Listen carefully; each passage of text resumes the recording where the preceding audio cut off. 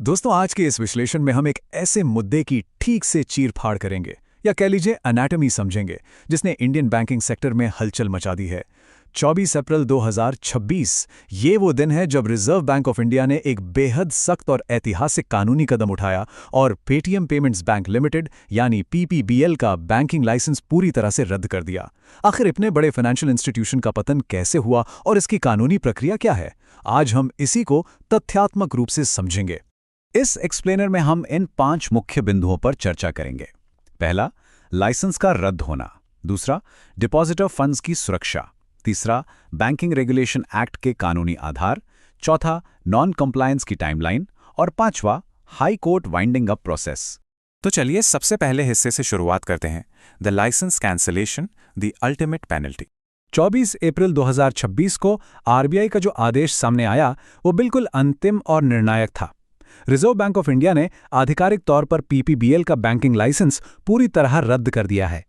अब इसका सीधा सा मतलब यह है कि बैंक के सभी बैंकिंग कामों पर सख्त रोक लग चुकी है। लगभग 4 साल से चल रहे रेगुलेटरी संघर्ष का यह आखिरी नतीजा था।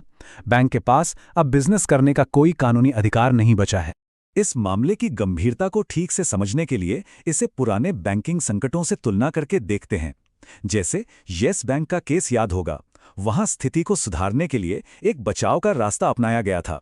नए इन्वेस्टर्स लाए गए थे, एक रेस्क्यू प्लान था। लेकिन पीपीबीएल के इस केस में ऐसा बिल्कुल नहीं है। यहां किसी रेस्क्यू का विकल्प नहीं चुना गया, बल्कि स्ट्रिक्ट लिक्विडेशन यानी बैंक को पूरी तरह से बंद करने का सख्त रास्ता अपनाया गया है। अब आते हैं दूसरे और शायद सबसे जरूरी हिस्से पर, safety of depositor funds, protecting the public. जाहिर है, ऐसी घोषणा सुनकर आम जनता में घबराहट होना बहुत स्वाभाविक है। लेकिन यहां सबसे बड़ी और राहत देने वाली जानकारी यह है कि डिपॉजिटर्स का पैसा बिल्कुल सुरक्षित है।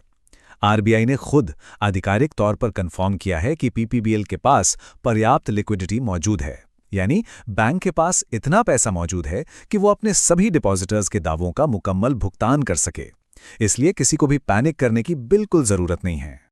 और सुरक्षा की इस चेन में एक और मजबूत कड़ी जुड़ी हुई है। अगर एक पल के लिए मान लीजिए कि बैंक के पास खुद की लिक्विडिटी ना भी हो, तो भी हर एक डिपॉजिटर का पैसा डीआईसीजीसी बीमा कवर के तहत पूरी तरह प्रोटेक्टेड होता है। ये बीमा हर डिपॉजिटर को ठीक 5 लाख रुपए तक की राशि का गारंटी कवर देता है। हालांकि जैसा हमने देखा, बैंक की अपनी लिक्विडिटी ही लिक्विडेशन के दौरान पूरा पैसा चुकाने के लिए काफी है। चलिए अब तीसरे हिस्से की तरफ बढ़ते हैं, the banking regulation act, legal grounds. अब एक बहुत बड़ा सवाल ये उठता है कि आरबीआई को इतना बड़ा कदम उठाने का कानूनी अधिकार कहां से मिलता है। तो इसका जवाब है बैंकिंग रेगुलेशन एक्ट 1949 की धारा 22(4). ये वो स्पेसिफिक कानूनी स्टैट्यूट है जो एक रेगुलेटरी अथॉरिटी के तौर पर आरबीआई को किसी भी बैंक का लाइसेंस ऑफिशियली रद्द करने की पूरी शक्ति प्रदान करता है। इस पूरे स्ट्रिक्ट एक्शन की बुनियाद यही सेक्शन है। लेकिन देखिए, धारा 22(4) अकेले आधार नहीं बनती। इसके पीछे असल वजह धारा 22(3) के वायलेशंस हैं। आइए इन 4 मुख्य कानूनी बिंदुओं को आसान भाषा में समझते हैं। पहला है धारा 22(3)(b), जिसका मतलब है कि बैंक का कामकाज डिपॉजिटर्स के हित में नहीं हो रहा था। दूसरा है धारा 22(3)(c), यानी मैनेजमेंट का रवैया ठीक नहीं था और सार्वजनिक हित के प्रतिकूल था। तीसरा, धारा 22(3)(e), जिसका अर्थ है कि आरबीआई ने पाया कि इस बैंक को आगे चलने देने का अब कोई यूजफुल पर्पस यानी फायदा ही नहीं बचा था। और आखिर में धारा 22(3)(g), यानी बैंक अपने ओरिजिनल लाइसेंस की शर्तों को पूरा करने में फेल रहा। ये चारों पॉइंट्स दिखाते हैं कि गवर्नेंस लेवल पर कितनी बड़ी विफलताएं रही हैं। अब आते हैं चौथे हिस्से पर, timeline of non compliance, a 4-year struggle. ये जो आखिरी एक्शन हुआ, ये रातों रात लिया गया फैसला नहीं था दोस्तों। मार्च 2022 में ही आरबीआई ने सुपरवाइजरी चिंताओं के चलते बैंक को नए कस्टमर्स जोड़ने से रोक दिया था। फिर लगभग 2 साल बाद जनवरी और फरवरी 2024 में नए डिपॉजिट्स और वॉलेट टॉपअप्स पर पाबंदी लगा दी गई। और जब इन लगातार चल रही समस्याओं को ठीक करने में बैंक नाकाम रहा, तो आखिरकार अप्रैल 2026 में फाइनल लाइसेंस रद्द कर दिया गया। जाहिर है, इस सबका असर सिर्फ बैंक पर ही नहीं, बल्कि उसकी पेरेंट कंपनी 197 कम्युनिकेशंस पर भी बेहद गहरा पड़ा है। पिछले 2 सालों में पेरेंट ऐप ने खुद को बैंक से अलग करने की कोशिश की थी, उन्होंने अपने नोडल अकाउंट्स को एक्सिस और एचडीएफसी जैसे मजबूत बैंक्स में शिफ्ट कर लिया था। लेकिन क्योंकि 197 कम्युनिकेशंस की अभी भी इस बैंक में 49% की हिस्सेदारी है, ये पूरी घटना ब्रांड के लिए एक बहुत बड़ा रेपुटेशनल झटका साबित हुई है। और अब पांचवा और आखिरी हिस्सा, high court winding up the final steps. तो अब आगे क्या होगा? बैंक को बंद करने की ये प्रक्रिया एक बेहद व्यवस्थित कानूनी दायरे में आती है। स्टेप 1 में आरबीआई हाईकोर्ट में एक फॉर्मल एप्लीकेशन फाइल करता है।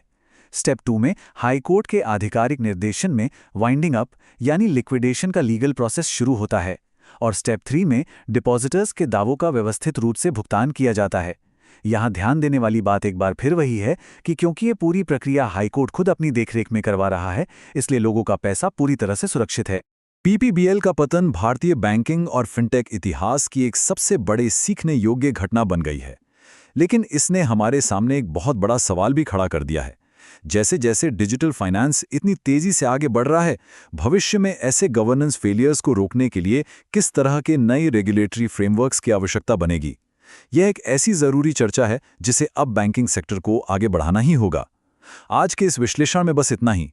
उम्मीद है इस आकर्षक चर्चा से इस कानूनी कार्यवाही को समझने में मदद मिली होगी। जब तक हम अगले विषय पर मिलते हैं, तब तक सीखते रहिए और सोचते रहिए।